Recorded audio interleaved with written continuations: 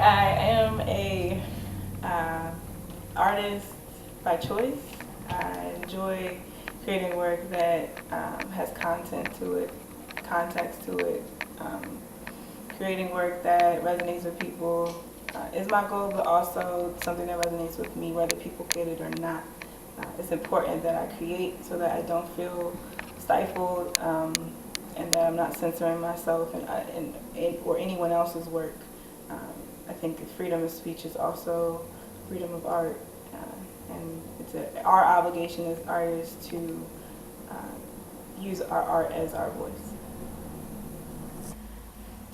Hello everyone, my name is Gloria Garrett. I am the mother of makeup art. I also do a video series called Artist Highlights, where I interview Baltimore artists.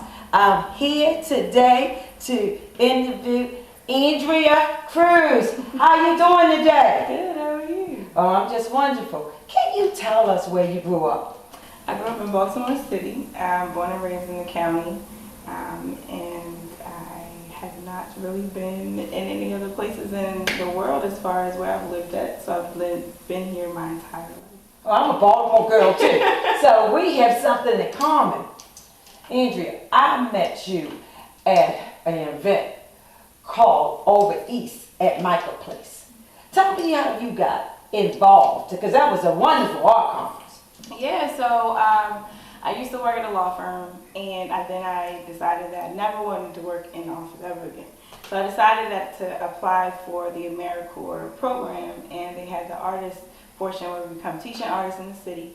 And then I decided that I would apply for that program, and I got into that program, and then I ended up being with Viewfinders, and Viewfinders is connected to Over East, and so I became their coordinator, their curator, and their kind of publicist. So I created their graphic artwork and things like that. So that was a few years ago, and that's how I got involved with Over East. I love your photographs. You have some wonderful photographs of the events that happened after Freddie Gray. And we're going to show some of those photographs. But can you tell us some other things that you're involved in? So yeah, I originally got into art as a film photographer and scenic painter in theater.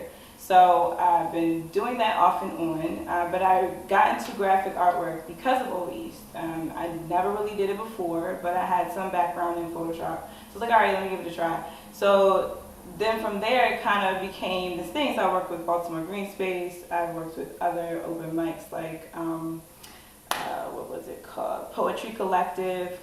So from there, I kind of had a lot of clientele, asking me to do graphic artwork. I do stickers, I do stuff like that. But my passion has always been in photography and in painting. So I paint portrait work that's more cartoonish, kind of animated. Also, I do scenic painting for theater off and on. So I really enjoy doing artwork of all kinds, but I guess my passion would really be in my beginning stages with film photography, with photography in general. So.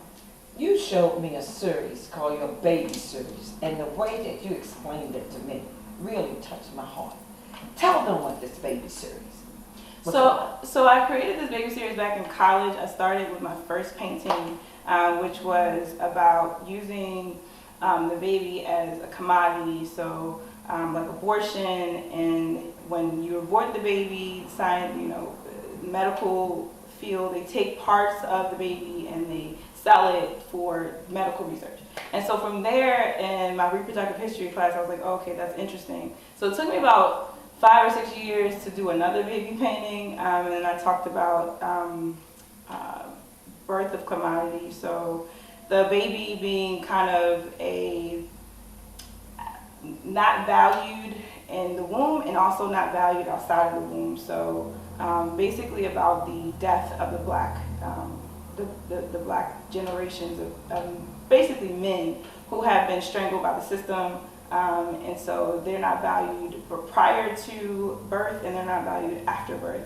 And that was the second piece. And then the third piece was about upon the backs of slaves, which is about corporations trampling upon black people in order to create societies and systems and corporations, and then not giving back to those people that they trampled upon, which were Black people. And a lot of businesses today, large corporations today, still benefited at one point from slave labor, like Macy's and I think JCPenney and some of the banks that we currently still have today. So You have another project, okay, that you really want to get off the ground. I want you to tell us about that project.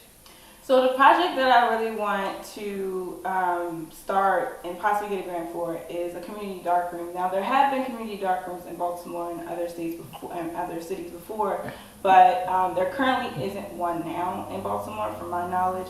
And so, being that I started in art as a film photographer, I would like to go back to that and give that skill to the next generation, or even older people who haven't touched film in a long time, or people that have never touched it in general, and then create that community space where people can come in and borrow cameras and understand the process of developing film, developing photographs, shooting with film, and then bring in photographers that have the skill set. And so I think that it's just a labor of love that you do not get with digital photography. I went to digital photography because it was lucrative, but film photography has always been a passion of mine. So I want to just share that with the world. It has been wonderful talking to you.